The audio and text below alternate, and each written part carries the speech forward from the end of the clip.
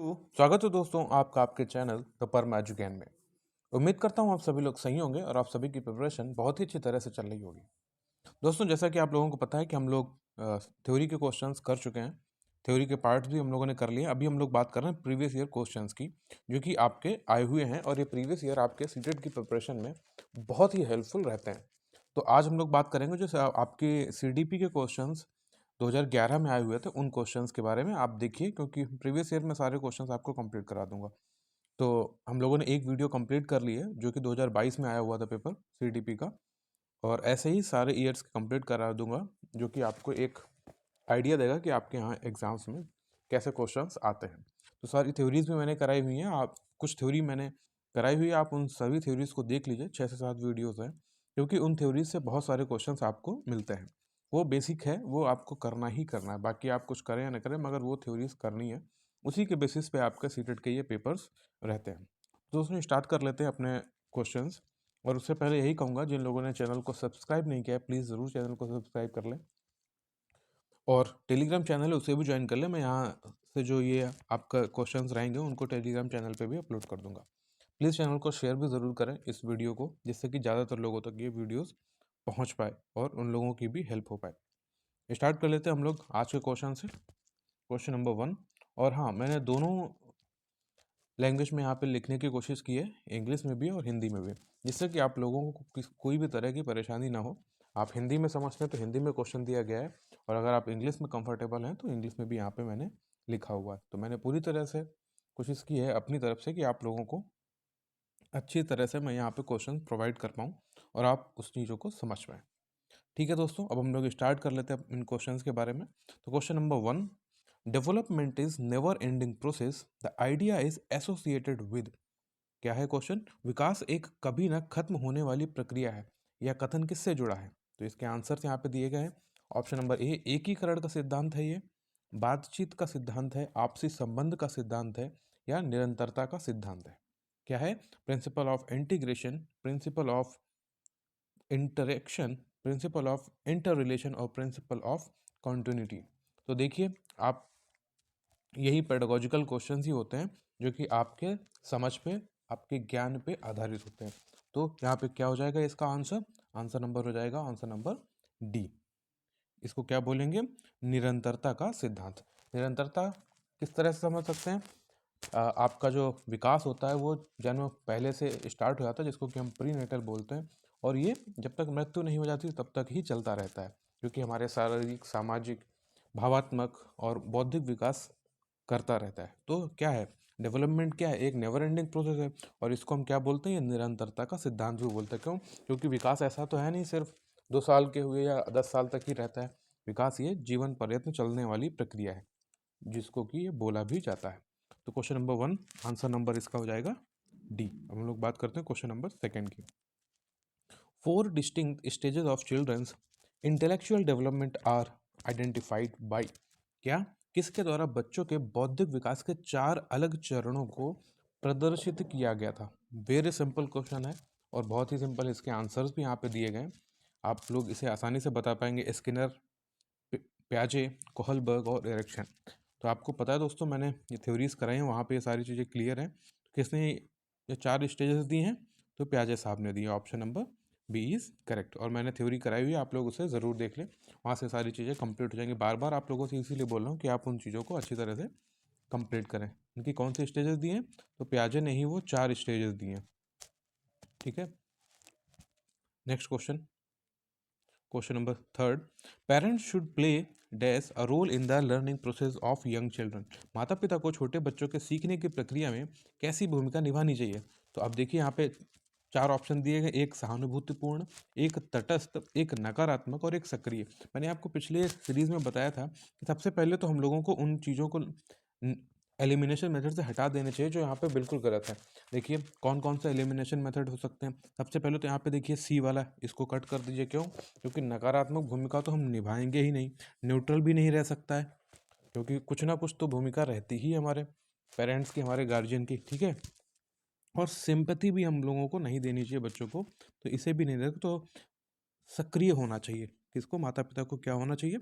सक्रिय होना चाहिए कि आपके बच्चे क्या कर रहे हैं, किस तरह से चीज़ों को कर रहे हैं, किस तरह से अपनी वो पढ़ाई कर रहे हैं, या उनमें जो भी ग्रोथ हो रही है, वो लर्निंग हो रही है, वो किस बेसिस पे हो रही है। तो उनको एक्टिव होना चाहिए, ठीक है, सक्रिय रहना चाहिए। किन लोगों को? पेरेंट्स को, ठीक है। उन्हें सिंपैथी नहीं होनी चाहिए बच्चों के प्रति, मगर हाँ सक्रिय ज़रूर रहना चाहिए। सिंपैथी का मतलब यही है कि अगर उन्होंने कुछ गलत भी किया, कुछ लर्निंग उनकी हो रही है, गलत हो रही है, तो उस पर उन्हें सिंपैथी नहीं देनी है। उसके लिए उन्हें एक्टिव रहना है कि वो गलत करें ही नहीं। ठीक है दोस्तों, समझ पा रहे हैं? तो क्वेश्चन नंबर 3 और answer number D, proactive. Now come to question number 4. Question number 4 is the insight theory of learning is promoted bye.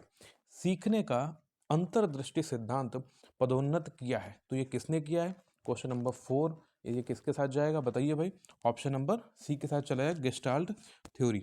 ये किसके साथ जाएगा? बहुत ही सही आंसर है, और इसको आप याद रखिए। तो गेस्टाल्ट सिद्धांत, सीखने के अंतर्दृष्टि सिद्धांत किसने दिया है? तो ये गेस्टाल्ट थ्योरीज है। क्वेश्चन नंबर 4 का ऑप्शन नंबर सी। जैसे कि आपको पता है जीन पियाजे वाइगोत्स्की के बारे में क्या है, नहीं पता है, फिर मैं यही कहूँगा कि आप लोग सीरीज को ज़रूर देखें दोस्तों। Next question, question number 5। Motivation is the process of learning. सीखने की प्रक्रिया में प्रेरणा क्या है? अब देखिए यहाँ पे एलिमिनेशन मेथड से आपकी समझ के हिसाब से इन क्वेश्चन के आंसर कर सकते हैं। Option number A is given what? Makes learner think unidirectional. इसको हिंदी में देखते हैं शिक्षार्थियों को दिशाहीन बनाना। देखिए एलिमिनेशन मेथड लगाइए दोस्तों, तो एलिमिनेशन शिक्षार्थियों को दिशाहीन बनाना, भाई दिशाहीन तो बनाना नहीं है, उन्हें एक दिशा दर्शाना है, ठीक है। युवा शिक्षार्थियों के बीच सीखने के लिए दिलचस्पी बढ़ाता है। क्या? युवा सीखने के लिए दिलचस्पी बढ़ाता है, ठीक है। शिक्षार्थियों को स्मृति को तीव्र, sharpness the memory of learners. Motivation, ऐसा तो कुछ खास इस बात में है नहीं। फिर पुराने और नए अधिगम में विभेद करता है। देखिए एलिमिनेशन मेथड से आपने ये वाला ऑप्शन भी कट कर दिया, यहाँ पे निगेटिव चीज़ों की बात बोल दी गई, तो दो ऑप्शंस आपके कट गए, बचे आपके पास बी और सी। इसमें से सबसे ज़्यादा अच्छी बात क्या हो जाती है? तो इसमें सबसे अच्छी बात यहाँ पे बी, क्योंकि यहाँ पे देखिए किसकी बात करिए? क्रिएट्स की बात करिए। जहाँ पे क्रिएट्स वाली चीज़ें आ जाएँ, इस तरह के क्वेश्चन आ जाएँ, तो यहाँ पे क्या, यहाँ पे उसके सीखने के लिए चीज़ें हो जाए, तो वो पॉजिटिव टर्म के साथ ही जाता है सीटेड में। तो क्वेश्चन नंबर 5 का answer number B. Now come to question number 6. Which of the following is not a sign of an intelligent young child. निम्न में से कौन सा एक बुद्धिमान युवा बच्चे की निशानी नहीं है? ठीक है, तो ये आप बहुत ही अच्छी तरह से समझ लीजिए। वहाँ पे ऐसे क्वेश्चंस भी आते हैं जहाँ पे ये नहीं वाला ऑप्शन होता है, इस चीज़ को आपको याद रखना है, ठीक है। नॉट वाला साइन, इस चीज़ को याद रखना है। तो one who carries on thinking in an abstract manner, जो अमूर्त ढंग से सोच विचार करता है, ये तो होनी चाहिए, ये तो सही बात इन्होंने बोली है। यहाँ पे नहीं की बात है फिर से। जो अपने आप को नए माहौल में समायोजित कर लेते हैं, ये भी सही बात है। जो बहुत जल्दी लंबे निबंध रटने की क्षमता रखता है। तो रोट लर्निंग हमको बच्चे को नहीं करानी है। इंटेलिजेंट बच्चा रोट लर्निंग रटेगा नहीं कुछ भी, वो क्रिएट करता है चीज़ों को, ठीक है। तो यहाँ पे ये ऑप्शन अभी तक के लिए गलत है। नेक्स्ट देख लेते हैं, जो धारा प्रवाह और उचित रूप से संवाद करने की क्षमता रखता है, तो ये भी पॉजिटिव चीज़ है। यहाँ पे यही गलत चीज़ है, तो इसके हिसाब से हम लोग किन चीज़ की जो चले जाएंगे, तो यहाँ पे आपका राइट आंसर क्या हो जाएगा? Option number C. Question number 6 का ऑप्शन नंबर सी, नहीं की बात बोली है, ठीक है। क्वेश्चन नंबर 7 पे हम लोग आ जाते हैं। क्वेश्चन नंबर 7 बोलता है which is the place where the child's cognitive development is defined in the best way. ठीक है, कौन सी जगह है जहां बच्चे संज्ञानात्मक विकास का सबसे अच्छा तरीके में परिभाषित किया गया है? सबसे अच्छी तरह से संज्ञानात्मक विकास कहाँ होगा बच्चे का? अब बताइए भाई, आपके पास यहाँ पे ऑप्शन दिए गए। देखिए ऑडिटोरियम की तो बात हो ही नहीं, ये निगेटिव टर्म है, इसको आप आसान से कर सकते हैं, यहाँ पे होगा। मगर इन सब में सबसे ज़्यादा कहाँ हो जाएगा? स्कूल एंड क्लासरूम इन्वायरमेंट, क्योंकि ये सभी एक ही एक है, और यहाँ पे दो चीज़ें, तो यहाँ पे इस हिसाब से यहाँ पे बेस्ट आंसर क्या हो जाएगा? Option number D. तो ऑप्शन नंबर डी इसका आपका करेक्ट हो जाएगा, ठीक है। Question number 7 option number D. हम लोग बात कर लेते हैं क्वेश्चन नंबर 8 पे। Phase in which a child begins to know the object and events logically. ठीक है, चरण जिसमें एक बच्चे की वस्तुओं और घटनाओं को तार्किक रूप में जानना शुरू करता है। अब देखिए प्याजे की वही, अब देखिए जिसने इस पेपर को दिया होगा उसने थोड़ा बहुत भी अगर प्याजे के बारे में पढ़ा होगा, तो यहाँ पे उसके 4 स्टेजेस भी दे दी गई हैं, और ये भी पूछ भी लेगा कि किसने ये स्टेजेस दिए हैं। तो इससे आप इन क्वेश्चन को कर भी सकते थे दोस्तों। तो क्वेश्चन नंबर 8 का आंसर क्या हो जाएगा भाई? यहाँ पे देखिए कि बच्चा क्या है, उसके अंदर लॉजिकल चीज़ें कब स्टार्ट होती हैं। तो अगर मैं फिर आपसे बोलूँगा कि पियाजे की थ्योरी बहुत ही इंपॉर्टेंट है, वहाँ से क्वेश्चन आते हैं। अगर आपने पियाजे की थ्योरी नहीं पढ़ी है तो आप जाके पियाजे की थ्योरी पढ़िए, मैंने उसको कंप्लीटली कराया हुआ है। तो क्वेश्चन नंबर 8 में हम लोग जाएंगे यहाँ पे कंक्रीट परिचालन चरण, concrete operational stage. Question number 8 का ऑप्शन नंबर बी, क्योंकि बच्चे की जो लॉजिकल थिंकिंग होती है वो इस समय स्टार्ट हो जाती है। ठीक है, आपसे ये कहूँगा प्लीज़ प्री ऑपरेशनल स्टेज की और concrete operational stage, sensory motor stage, formal operation stage, इन चारों की एजेस क्या होती हैं वो कमेंट करके मुझे ज़रूर बताएं दोस्तों, जिससे कि आप लोगों की भी चीज़ें क्लियर होंगी। जब आप उन्हें कमेंट करेंगे आप उन्हें देखेंगे। ठीक है, तो इनके आप बताइए इन सभी की एजेस कितनी होती हैं, कहाँ से कहाँ तक, 2 से 8 कौन होती है, 8 से 10 या 8 से 12 क्या होती है, आप मुझे पूरा ये कंप्लीट कमेंट करके बताइए। Question number 8 completed. Now come to question number 9. Which of the following is not related to the socio-psychological needs of the child? निम्न में से कौन सा बच्चे की सामाजिक मनोवैज्ञानिक जरूरतों से संबंधित नहीं है? तो कौन सा नहीं है? शरीर से अपशिष्ट उत्पादों के नियमित उन्मूलन, क्या regular elimination of waste product from the body.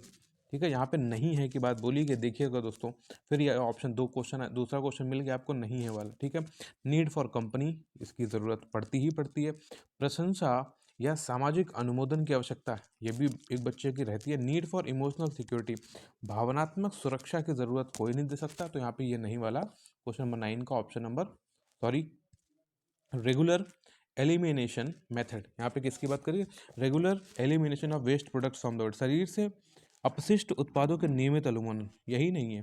तो 9th का ऑप्शन नंबर क्या हो जाएगा? 9th का ऑप्शन नंबर हो जाएगा आपका ए। क्या हो जाएगा 9th का option number? Option number A. ठीक है, come to question number 10। Which of the following will foster creativity among learner, निम्न में से कौन सा शिक्षार्थियों के बीच रचनात्मकता को बढ़ावा देगा? पॉजिटिव टर्म के साथ देखिए, स्कूल जीवन की शुरुआत से उपलब्धि पर जोर देने पर, परीक्षा में अंक प्राप्त करने के लिए छात्रों की कोचिंग पर, देखिए निगेटिव के साथ आप इसको हटा सकते हैं, छात्रों को अच्छी शिक्षा के व्यवहारिक शिक्षण मूल्य पर, या सवाल करने और हर शिक्षार्थी की जन्मजात प्रतिभा के पोषण करने के लिए अवसर उपलब्ध कराने के लिए। तो यहाँ पे सबसे बेस्ट ऑप्शन यहाँ पे कौन सा है? ऑप्शन नंबर डी, ये करेक्ट है। जहाँ पे भी आपको ये ऑप्शन मिल जाए, अपॉर्चुनिटीज़, यहाँ पे अवसर, क्या बोलते हैं इसको, अवसर उपलब्ध कराने वाले, तो ये पॉजिटिव टर्म्स हैं आपके सीटेड के लिए, इनको आप कंसीडर कर सकते हैं। तो क्वेश्चन नंबर 10 का ऑप्शन क्या हो जाएगा? Option number D. Now come to question number 11। Mind mapping refers to, mind mapping क्या संदर्भित करता है? एक मन की तस्वीर खींचने को, विचारों और अवधारणाओं का वर्णन करने के लिए ग्राफिकल तरीका, या तकनीकी समझ को बढ़ाने के लिए, या साहसिक कार्य के लिए एक योजना के लिए। इसमें क्या होगा? देखिए वेरी सिंपल है, ये किसके लिए होगा? एक ये ग्राफिकल वे होता है जो रिप्रेजेंट करता है आइडियाज़ को। तो क्वेश्चन नंबर 11 का ऑप्शन नंबर हो जाएगा बी। ठीक है, question number 12। A young child responds to a new situation on the basis of the response made by him or her in a similar situation as in the past. This is related to, क्या है option? Hindi में देखते हैं इसके प्रश्न को। एक युवा बच्चा अतीत में की गई प्रतिक्रिया के आधार पर एक नई स्थिति के लिए प्रतिक्रिया करता है। क्या? जो बच्चे पे बीती है उसके हिसाब से वो नई प्रतिक्रिया, जो भी सिचुएशन उसके पास आती है और उस पर वो रिएक्ट करता है। तो इसको हम लोग क्या बोलेंगे? लॉ ऑफ एटीट्यूड, मनोदृष्टि के सिद्धांत, law of readiness, law of analogy, या लॉ ऑफ इफेक्ट। क्या? अधिगम के मनोदृष्टि के सिद्धांत, अधिगम के तत्परता के सिद्धांत, अधिगम के सादृश्यता के सिद्धांत, अधिगम के प्रभाव के सिद्धांत। ये किसने दिया है? आप मुझे कमेंट करके जरूर बताएं ये सभी सिद्धांत किसने दिए हैं। तो यहाँ पे ऑप्शन हो जाएगा 12th का ऑप्शन नंबर सी, अधिगम के सादृश्य, या ये एनालॉजी होता है, क्या एनालॉगी या अधिगम के सादृश्य के सिद्धांत। ये जो कि सादृश्य होता है आपकी एनालॉजी होती है, आपकी जो समझ होती है जो कि आपने पहले आप पे बीत चुकी है उसके हिसाब से आपने चीज़ों को यहाँ पे समझा है। तो 12th का option number C. Now come to question number 13। The best way specially at primary level to address the learning difficulties of student is use to, क्या? विशेष रूप से प्राथमिक स्तर पर छात्रों की सीखने की कठिनाइयों को संबोधित करने के लिए सबसे अच्छा तरीका क्या होता है? आसान और रोचक टेक्स्ट बुक, अभी इसको कंसिडर करते हैं, आगे देखते हैं। कहानी सुनाने की विधि, ठीक है। शैक्षिक विकलांगता के लिए शिक्षण विधियों के लिए एक अनुकूलन किस्म, ये भी ठीक है। Expensive and glossy support material, तो यहाँ पे देखिए अब आप किस ऑप्शन के साथ जाएंगे। सबसे बेस्ट ऑप्शन यहाँ पे क्या है 13 का, तो ये है variety of teaching method suited to the disabilities. ठीक है, इसके लिए वैरायटी ऑफ क्या है टीचिंग मेथड, सबसे बेस्ट यहाँ पे क्या हो जाएगा 13 का ऑप्शन नंबर हो जाएगा ऑप्शन नंबर सी। किसके साथ जाएंगे हम लोग, ऑप्शन नंबर सी की जाए, 13 का option number C. Now come to question number 14। Sorry, education of children with special needs should be provided, क्या है हिंदी में, विशेष आवश्यकता वाले बच्चों को शिक्षा प्रदान की जानी चाहिए। विशेष स्कूलों में विशेष शिक्षकों द्वारा अन्य बच्चों के साथ, विशेष स्कूलों में विशेष बच्चों के लिए विकसित की गई विधियों द्वारा। अब यहाँ पे देखिए इंग्लिश में भी यही बात बोली गई है, क्या, in special schools, option number B, by special teachers in special schools, option C, along with normal children's, option D, by methods developed for special children in special school. तो क्वेश्चन 14 का यहाँ पे ऑप्शन नंबर हम लोग सी के साथ जाएंगे, क्योंकि मैंने आपको पिछली वीडियो में भी बताया है कि हम लोगों को इंक्लूसिव एजुकेशन करना है। ठीक है, जिसमें कि बच्चों को एक साथ लेके हम लोगों को पढ़ाई करनी है, बच्चों को समझाना सिखाना है। तो यहाँ पे बेस्ट ऑप्शन क्या हो जाएगा, ऑप्शन नंबर सी। बच्चे किस भी कंडीशन में हो, कैसे भी हो, वो क्या डिसेबिलिटीज़ हो या सारी चीज़ों के साथ ही, तो हम लोगों को नॉर्मल बच्चों के साथ लेके उनको पढ़ाना है। तो क्वेश्चन यहाँ पे सबसे सही तरीका क्या है, ऑप्शन नंबर सी के साथ हम लोग यहाँ पे चले जाएंगे। क्वेश्चन नंबर 15 पे आते हैं। क्वेश्चन नंबर 15 है, डिसलेक्सिया इज रिलेटेड विद, मैंने आपको पिछली बार भी बताया था कि यहाँ से कोई ना कोई क्वेश्चन आता ही आता है दोस्तों। तो डिसलेक्सिया किसके लिए होता है भाई, किस में जाएगा। अभी भी अगर कोई इन क्वेश्चंस को नहीं कर पाएगा तो गलत बात होगी, तो ये जाएगा रीडिंग, पढ़ने में जो विकार होता है वो किस में जाता है, वो आपके डिसलेक्सिया में जाता है। अच्छा, मैथमेटिकल किस में जाता है, ये कमेंट करके मुझे ज़रूर बताएं भाई, मैथमेटिकल किस में चला जाता है, ये कमेंट करके बताएं। और जो लिखने से जुड़ा विकार होता है वो किस में जाता है, ये दोनों मुझे कमेंट करके ज़रूर बताएं दोस्तों। ठीक है, question number 16, dash is not considered a sign of being gifted, प्रतिभावानता एक संकेत नहीं माना जाता है, क्या, दूसरों के साथ लड़ना, रचनात्मक विचार, जिज्ञासा, अभिव्यक्ति में नवीनता, कि तो ये सभी माने जाते हैं। और कौन सा नहीं माना जाता, तो ये वाला नहीं माना जाता है। तो इसलिए हम लोग कि यहाँ पे ऑप्शन सही क्या हो जाएगा, तो यहाँ पे सही ऑप्शन हो जाएगा ऑप्शन नंबर डी हो जाएगा। कौन सा हो जाएगा, ऑप्शन नंबर डी, क्योंकि ये नहीं माना जाता है। 16 का option number D. Now come to question number 17, a student of 5th grade with visual deficiency would should be, क्या दाश्रता में कमी के कक्षा 5 के छात्र को क्या करेंगे। अब आप यहाँ पे ऑप्शन दिए गए देखिए, कक्षा में सामान्य रूप से व्यवहार करना चाहिए और ऑडियो सीडी के माध्यम से सहायता प्रदान की जानी चाहिए, क्योंकि उसे वो विजुअली डिफिशियंसी है, वो देख नहीं सकता है। कक्षा में विशेष उपचार दिया जाना चाहिए, ऑप्शन सी के साथ जाएंगे। काम का स्तर कम करने के लिए माफ़ कर देना चाहिए, माता पिता और मित्रों के द्वारा बच्चों की मदद करनी चाहिए। यहाँ पे बेस्ट ऑप्शन क्या है, जब आप अगर किसी क्लास में होंगे, कोई भी क्वेश्चन आपको जब सॉल्व करना है, तो खुद को वहाँ पे एज ए टीचर रख के देखिए कि किस क्लास का बच्चा है, उसको हिसाब से आपको आंसर करने में बहुत ही ज़्यादा आसानी हुआ करेगी। तो 17 का यहाँ पे बेस्ट ऑप्शन है ऑप्शन नंबर ए के साथ हम लोग चले जाएंगे। उनको नॉर्मली क्लासरूम में रहेंगे, उन्हें सपोर्ट प्रोवाइड करेंगे थ्रू ऑडियो सीडी। तो 17 का ऑप्शन नंबर हो जाएगा आपका ऑप्शन नंबर ए। ठीक है, अब क्वेश्चन नंबर 18 पे आ जाते हैं। Which of the following statements can not be considered as a feature of the process of learning. अब देखिए यहाँ पे नहीं वाली बात मानी, फिर से बोल दी गई, क्या, तो इस चीज़ को आप ज़रूर याद रखिएगा। निम्नलिखित में से जो सीखने की प्रक्रिया के एक लक्षण के रूप में नहीं माना जा सकता है, तो नहीं वाला 18 का यहाँ पे ऑप्शन नंबर किसके साथ जाएंगे, देखिए पहले पढ़ लीजिए। अधिगम लक्ष्य उन्मुख हो, मतलब एक गोल ओरिएंटेड होता है, बिल्कुल होता है। Also learning process, unlearning is also learning process, सही बात है। ऑप्शन नंबर सी के साथ क्या दिया, educational institutions are the only place where learning take place, क्या सिर्फ और सिर्फ आप स्कूल में ही सीखते हैं, नहीं, आप तो घर के बाहर भी सीखते हैं। वो घर के बाहर ही हम लोग ज़्यादा सीखते हैं, दोस्तों के साथ सीखते हैं, बाहरी जो आप कहीं घूमने जाते हैं वहाँ से सीखते हैं। तो ये ऑप्शन यहाँ पे गलत है, गलत के हिसाब से क्या है, ये ऑप्शन यहाँ पे सही है। ठीक है, तो हम लोग क्वेश्चन नंबर 18 के ऑप्शन नंबर सी के साथ जाएंगे। लर्निंग इज कॉम्प्रहेंसिव प्रोसेस, ये सही बात है। तो यहाँ पे नहीं की बात करेगी, तो नहीं के हिसाब से 18 का option number C will be correct. Question number 19, learning can be enriched if, कि अधिगम को समृद्ध बनाया जा सकता है यदि। अब देखिए यहाँ पे कई ऑप्शन दिए गए हैं, तो आप उनमें ऑप्शन देखिए कौन कौन से। शिक्षक व्याख्यान और स्पष्टीकरण के विभिन्न प्रकार का उपयोग करें, ठीक है। दूसरा ऑप्शन देखते हैं, कक्षा में समय समय पर परीक्षण पर ध्यान दिया जाए, ठीक है। ऑप्शन नंबर सी के साथ जाएंगे, असली दुनिया की स्थितियों से छात्रों को अवगत कराया जाए जिससे कि छात्र आपस में बातचीत कर सकें और शिक्षक को सुविधा प्रदान हो। तो 19 का यहाँ पे बेस्ट ऑप्शन यहाँ पे ऑप्शन नंबर सी के साथ ही हम लोग जाएंगे। यहाँ पे क्या आपको करना है, असली दुनिया से स्थितियों को अवगत कराना चाहिए बच्चों को, ठीक है। इसको कि हम रियल लाइफ लर्निंग बोलते हैं, ठीक है। तो 19 का option number C. Now come to question number 20। 20 का यहाँ पे क्वेश्चन क्या दिया गया उसको पढ़ लेते हैं हम लोग। मूल्यांकन को उपयोगी और दिलचस्प प्रक्रिया बनाने के लिए किस चीज को ध्यान में रखना चाहिए दोस्तों। देखिए ऑप्शंस बहुत ही सही दिए गए, यहाँ पे पढ़िए। सबसे पहले ऑप्शन ए क्या दिया गया, छात्रों को शैक्षिक और सह शैक्षिक सीमाओं के इतर मतलब उसके अलावा सिखाने के लिए अलग अलग तरह की जानकारी को इकट्ठा करने का तरीका उपयोग करना चाहिए, ठीक है। बहुत ही अच्छी बात बोली है। पी क्या दिया गया, प्रतिक्रिया देने के लिए तकनीकी भाषा का उपयोग करें, नहीं ऐसी कोई बात नहीं होनी चाहिए।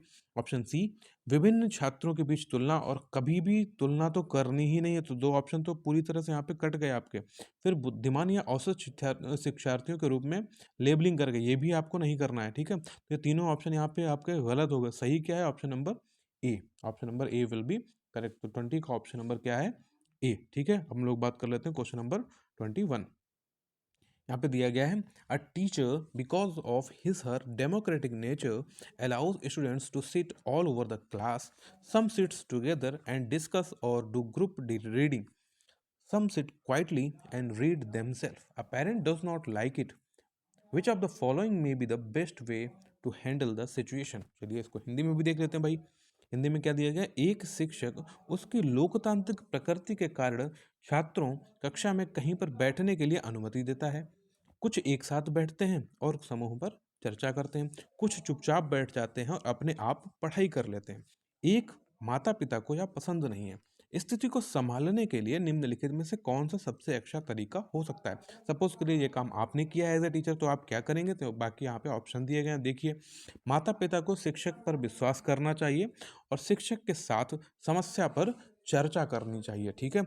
ये चीज़ें यहाँ पे पॉजिटिव चीज़ें शो कर रहा है, ठीक है। नेक्स्ट देखते हैं, माता पिता को बच्चे को स्कूल से दूर रखना चाहिए, तो यहाँ पे भाई गलत बात करी गई, ऐसा तो नहीं कर सकते। तो ये एलिमिनेशन मेथड से आपका ऑप्शन नंबर बी यहाँ पे कट गया।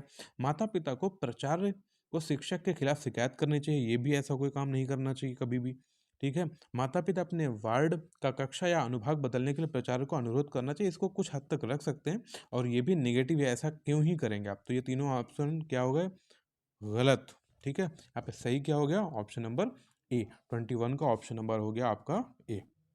हम लोग बात कर लेते question number 22।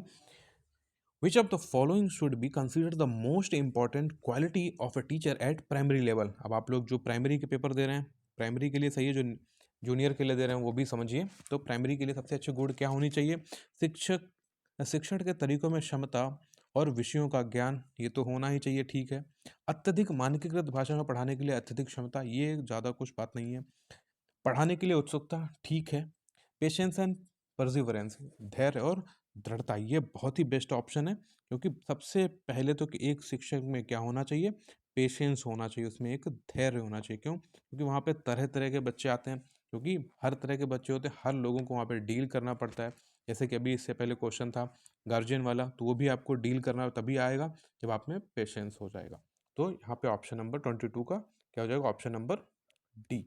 Come to question number 23। Question number 23 क्या है, sorry, dash is consider a sign of motivated teaching. इसमें से क्या है, प्रेरित शिक्षण की निशानी माना जाता है किसको, छात्रों को सवाल पूछना, छात्रों का सवाल पूछना, ठीक है। कक्षा में पूर्ण निशब्दता, पिन ड्रॉप साइलेंस, ये तो बिल्कुल ही नहीं माना जाता। जब साइलेंस है इसका मतलब पढ़ाई हो ही नहीं रही है। मैक्सिमम अटेंडेंस द क्लास, नहीं ये कोई बात नहीं है, ठीक है। तो remedial work given by the शिक्षक द्वारा उपचारात्मक, ये भी चीज़ कोई नहीं होगी। तो यहाँ पे बोला क्या गया है, मोटिवेटेड टीचिंग, छात्रों का सवाल करना, ये ऑप्शन आपका सही है। क्योंकि अगर वो बच्चा कोई क्वेश्चन कर रहा है, इसका मतलब उसमें वो चीज़ क्रिएट हो रही है, ठीक है, वो क्वेश्चन को पूछ रहा है। तो क्वेश्चन नंबर 23 का ऑप्शन नंबर ए के साथ हम लोग जाएंगे। Question number 24, at lower classes a play way method of teaching is based on, ठीक है। निचली कक्षा में अध्यापन के खेल में सीखने की पद्धति पर आधारित। अच्छा, play way method who is given, play way method please इसको कमेंट करके जरूर बताएं, ठीक है। नाउ अब हम लोग देख लेते हैं इसके ऑप्शंस। विकास और विकास के मनोवैज्ञानिक सिद्धांतों, शिक्षण के सामाजिक सिद्धांतों, शारीरिक शिक्षा कार्यक्रम से सिद्धांत, और ऑप्शन नंबर डी दिया गया है शिक्षण के तरीकों के सिद्धांतों के साथ। तो क्वेश्चन नंबर 24 क्या दिया कि निचली कक्षा में अध्यापन के खेल खेल में सीखने की पद्धति पर आधारित है क्या? विकास और विकास के मनोवैज्ञानिक सिद्धांत। तो यहाँ पे ये सही है। 24 का ऑप्शन नंबर ए। ठीक है, सबसे बेस्ट ऑप्शन क्या है? यही वाला ही है, psychological principles of development and growth. Now come to question number 25. The term curriculum in the field of education refers to, शिक्षा के क्षेत्र में शब्द का पाठ्यक्रम को संदर्भित करता है। क्या करता है? देखिए, स्कूल की कुल मिलाकर कार्यक्रम जो छात्र दिन पर आधारित अनुभव करता है। ये अगर आप पढ़ेंगे तो डायरेक्टली इसी के साथ चले जाएंगे, बाकी में ऐसा कुछ है ही नहीं। मूल्यांकन प्रक्रिया ऐसी बात नहीं है। पाठ्य सामग्री वर्ग में इस्तेमाल किया जाना, ठीक है, मगर आगे देखते हैं। शिक्षण और सामग्री के तरीकों को सिखाया जाना, तो ये सभी है, बट यहाँ पे बेस्ट ऑप्शन क्या है? 25 का ऑप्शन नंबर डी। हम लोग क्वेश्चन नंबर 26 पे आ जाते हैं। अकॉर्डिंग टू प्याजे, देखिए मैंने आप लोगों से क्वेश्चन भी किया था और उसका आंसर भी यहाँ पे मिल गया। तो अब देखिए किसने ये स्टेजेस दी थी, अभी सबसे पहले क्वेश्चन वहाँ पे पूछा गया था, प्याजे ने दी है। कौन सी दी है, किस स्टेज में क्या क्या था, ये आपसे क्वेश्चन पूछा गया था, और मैंने आपसे ये पूछा था कि इनकी एजेस क्या है, तो यहाँ पे ये दिया भी गया है। ठीक है, क्या? अकॉर्डिंग टू प्याजे, at which of the following stages does a child begin to think logically about abstract position. वहाँ पे भी एक बात बोली गई थी, तो यहाँ पे 26 का ऑप्शन नंबर क्या है? डी, फॉर्मली ऑपरेशनल स्टेज, औपचारिक परिचालन चरण, जो कि 11 वर्ष से ऊपर। ठीक है, 26 का option number D. Now come to question number 27. A teacher should make an attempt to understand the potentialities of his or her students. Which of the following fields to related to this objective? क्या एक शिक्षक को अपने छात्रों की योग्यता को समझने का प्रयास करना चाहिए? निम्नलिखित में से क्षेत्रों में कौन से उद्देश्य से संबंधित है? मीडिया मनोवैज्ञानिक, शैक्षणिक मनोवैज्ञानिक, शैक्षिक समाजशास्त्र, या सोशल फिलोसफी। इसमें किसके आप लोग क्या पढ़ते हैं बताइए? आप लोग क्या एजुकेशन साइकोलॉजी ही तो पढ़ते हैं? आपको बाल विकास पढ़ाया जाता है, ये कैसी है? ये एक एजुकेशन साइकोलॉजी है। 27 का क्या हो जाएगा? Option number B, education psychology. ठीक है दोस्तों, तो 27 का ऑप्शन नंबर हो जाएगा आपका B. Now come to question number 28. Ritika does not talk much at home but talks a lot at school, it shows that. क्या? कृतिका जो है वो घर पर ज़्यादा बात नहीं करती है, लेकिन स्कूल में बहुत बात करती है। क्या बताता है? उसे अपना घर पसंद नहीं है, ऐसा तो हो ही नहीं सकता। उसके विचारों को स्कूल में स्वीकार नहीं किया जाना चाहिए, ये भी ऐसी बात नहीं है। स्कूल बच्चों को बात करने के लिए अवसर प्रदान करता है। शिक्षकों की मांग है बच्चों को स्कूल में बहुत बात करनी चाहिए। तो सभी यहाँ पे अलग अलग बात करें तो सबसे सही बात कौन कर रहा है? क्यों? देखिए मैंने आपको बताया था, एक शब्द आप याद रखिए, जहाँ पे अपॉर्चुनिटीज़ हो जाएं, अवसर प्रदान की बात करी जाए, तो वो हमेशा ही सही होगा। तो यहाँ पे 28 का ऑप्शन नंबर हम लोग जाएंगे ऑप्शन नंबर सी के साथ। 28 का option number C. Now come to question number 29. Children's actively construct their understanding of the world is statements attributed to. बच्चे सक्रिय रूप से दुनिया की अपनी समझ का निर्माण कर लेते हैं। अपनी समझ का निर्माण, ये किसने बोला है? मैंने थ्योरी पढ़ाई थी, अब जिन लोगों ने पढ़ा है वो तो सही है। तो 29 का किसके साथ जाएंगे? ऑप्शन नंबर सी, ये प्याजे साहब ने बोला है। किसने बोला है? प्याजे साहब ने। ठीक है, तो 29 का option number C. Question number 30, and this is your last question. In which of the following stages do children become active members of their peer group? क्या निम्न चरणों में से किस में बच्चा अपने साथियों के समूह का सक्रिय सदस्य हो जाता है? ठीक है, तो ये किस में हो जाता है? बहुत ही सिंपल आंसर है, एडोलेसेंस में हो जाता है। किस में हो जाता है दोस्तों? एडोलेसेंस में होता है। तो ऑप्शन नंबर आपका हो जाता है ऑप्शन नंबर सी। किसके साथ जाएंगे हम लोग? ऑप्शन नंबर जाएंगे भाई, ऑप्शन नंबर सी के साथ। तो आपके ये सारे क्वेश्चंस हो गए, और मैं आप लोगों से यही बोलूँगा दोस्तों कि जिन लोगों ने चैनल को सब्सक्राइब नहीं किया है, प्लीज़ चैनल को ज़रूर सब्सक्राइब करें, और जो भी सुझाव हो मुझे कमेंट के माध्यम से ज़रूर बताएं। और मैं आप लोगों के लिए ऐसे ही सारे प्रीवियस ईयर लेके आऊँगा, सीडीपी के भी और बाकी अदर सब्जेक्ट्स के भी, जिससे कि आपको एक अनुमान होगा कि आपके पेपर्स में किस तरह के क्वेश्चंस आते हैं। और मैं भी आप लोगों से एज ए माई एक्सपीरियंस मैं आपसे बोलूँगा, क्योंकि आपके लिए प्रीवियस ईयर बहुत ही इंपॉर्टेंट है। जब मैंने भी कभी 2017 या 18 के आसपास एग्ज़ाम दिया था, तो वहाँ पे बहुत ही आसानी से मैंने क्वेश्चंस कर पाए थे, क्योंकि वहाँ पे प्रीवियस ईयर ही किया था। अभी मैं जब पढ़ाता हूँ अपने इंस्टीट्यूट में, मेरा एक इंस्टीट्यूट भी है, ऑफलाइन वहाँ पे मैं पढ़ाने जाता हूँ, तो इसलिए कम समय मिल पाता है जहाँ पे मैं आप लोगों के लिए वीडियोस लेके आ पाता हूँ। बट जो भी चीज़ें मैं आपके लिए करा रहा हूँ ये बहुत ही इंपॉर्टेंट है। जल्दी जल्दी और भी लेके आने की कोशिश किया करूँगा। ठीक है दोस्तों, तो जिन लोगों ने चैनल को सब्सक्राइब नहीं किया है, टेलीग्राम चैनल नहीं ज्वाइन किया है, तो आप लोग उसे भी ज्वाइन कर लें और मेरे चैनल को भी सब्सक्राइब करें, जिससे कि आपको नोटिफिकेशन मिल जाया करे और जो भी वीडियोज़ हैं वो आपको आसानी से मिल पाएँ, और इसे शेयर भी करें दोस्तों। Thank you so much.